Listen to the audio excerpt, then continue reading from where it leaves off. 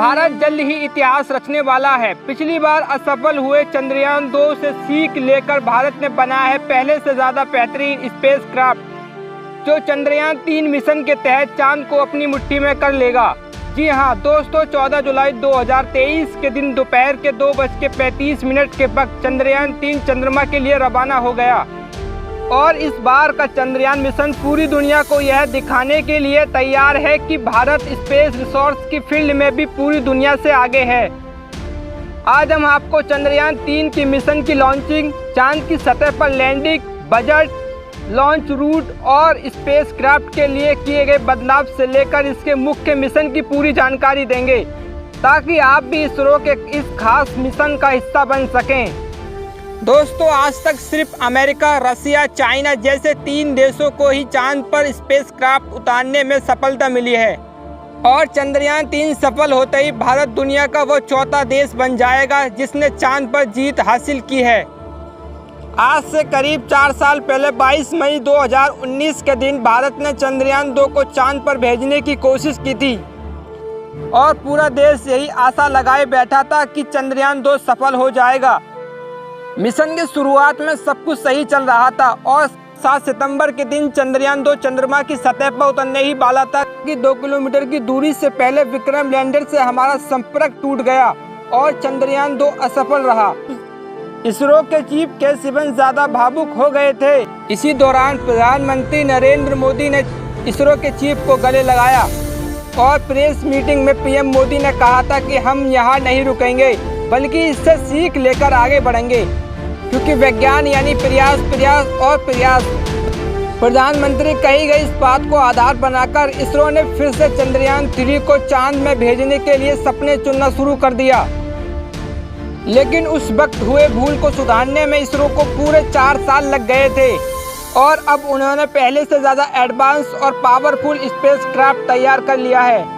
तो चंद्रयान 2 की नाकामयाबी से निराश होने की बिल्कुल भी ज़रूरत नहीं है क्योंकि पृथ्वी के वातावरण से बाहर निकलकर अंतरिक्ष में जाना अपने आप में एक बहुत बड़ी चुनौती होती है।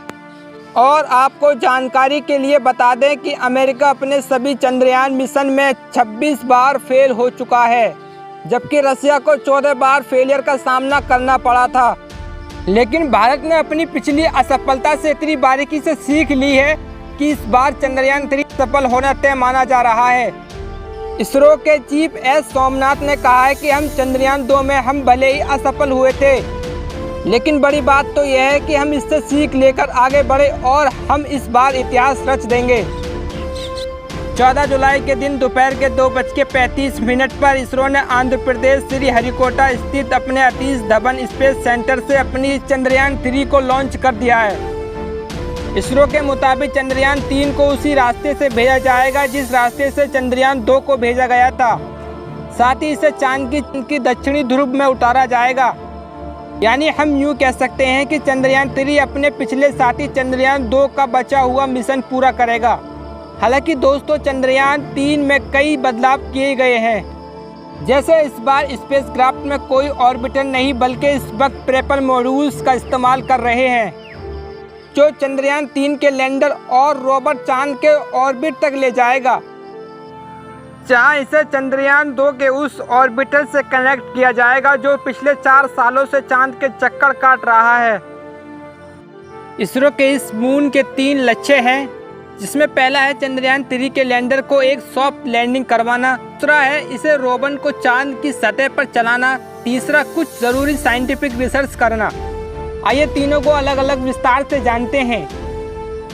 चंद्रयान 3 के लैंडर को इस बार सॉफ्ट लैंडिंग के लिए तैयार किया गया है जिससे इसके पार्ट डैमेज नहीं होंगे और यह अपना मिशन पूरा करके फिर से उड़ान भरकर ऑर्बिटर से आकर जुड़ जाएगा। दूसरा लक्ष्य यानी रोवर को चांद की सतह पर चलाने की बात करें तो इसके रोवर का नाम प्रज्ञान रखा गया है। इसे लैंडिंग के बाद चांद की सतह पर उतार दिया जाएगा। इस रोवर में कई सारे कैमरा और एनर्जी के लिए सोलर पैनल और कम्युनिकेशन के लिए एंटीना लगाए गए हैं। और इसका वजन 27 किलोग्राम है। यह चांद की सतह का डाटा कलेक्ट करके लैंडर को भेजेगा और लैंडर इस डाटा को ऑर्बिटल को भेजेगा, जहां से ये डाटा इसरो के ग्राउंड रिसर्च सेंटर पर पहुंच जाएगा। अब इस मिशन के तीसरे लक्ष्य यानी रिसर्च की बात करें तो चंद्रयान 3 का लैंडर चांद के उस तकनीकी ध्रुव पर लैंड करेगा जहां पर आज तक कोई स्पेसक्राफ्ट नहीं उतारा गया है। यहाँ पर लैंडर और रोवर मिलकर चांद के तापमान की जाँच करेंगे, साथ ही चांद के वातावरण में गैस और प्लाज्मा की भी जांच करेंगे। इसके अलावा सीक्रेट रिसर्च भी किए जाएंगे। कुल मिलाकर इसरो चांद की वो डेटा कलेक्ट करेगा जो चांद पर मानव बस्ती बसाने की कोशिश को एक और कदम आगे ले जाए। चंद्रयान 3 का लैंडर चांद पर 1 लूनर दिन तक रहेगा, जो धरती पर 14 दिनों के बराबर होता है। इसके बाद यह फिर से उड़ान भरकर ऑर्बिटर के पास आ जाएगा। मिशन का बजट 615 करोड़ बताया जा रहा है। पहली बात, सुनने में यह बजट आपको ज़्यादा लग सकता है, लेकिन बता दें पिछले दिनों रिलीज हुई फिल्म आदिपुरुष के 700 करोड़ के बजट से कम है। और इतने कम बजट में चांद पर जाकर इतने बड़े मिशन को अंजाम देना वाकई काबिल तारीफ है। बता दें कि चंद्रयान 3 का स्पेसक्राफ्ट का कुल वजन 3900 किलोग्राम है। आइए दोस्तों, अब जानते हैं चंद्रयान 3 धरती से लेकर चांद का सफर कैसे पूरा करेगा।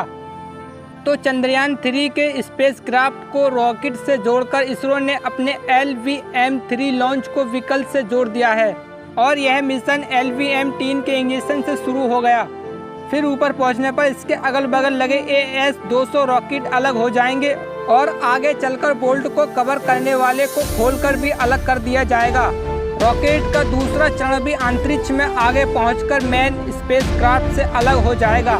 इसके बाद तीसरे चरण में क्रायोजेनिक इंजन चालू कर दिया जाएगा, जो चंद्रयान 3 को चांद तक ले जाएगा। फिर यह स्पेसक्राफ्ट धरती के चक्कर लगाते हुए पृथ्वी से दूर होता चला जाएगा और एक इलेक्ट्रिकल ऑर्बिट जो चांद को अप्रोच करेगा और कुछ देर बाद पृथ्वी गुरुत्वाकर्षण के दायरे से बाहर होकर चंद्रमा के परिक्रमा पथ पर प्रवेश कर लेगा। चांद के ऑर्बिटल पहुंचते ही लैंडर को प्रेपल्स मॉड्यूल से अलग करके चांद की सतह की ओर भेज दिया जाएगा। सतह की नज़दीक पहुंचते ही इसके कस्टोस्ट ऑन कर दिए जाएंगे ताकि इसकी रफ्तार कम हो जाए और यह चांद की सतह पर सॉफ्ट लैंडिंग कर सके।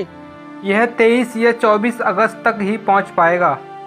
दोस्तों, अगर आपने चंद्रयान 3 की लॉन्चिंग ना देखी हो तो देख सकते हैं। 3, 2, 1 and lift off of space shuttle Atlantis, a final visit to enhance the vision of Hubble into the deepest grandeur of our universe.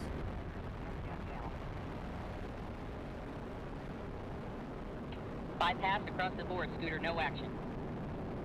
Houston now controlling Atlantis on its way.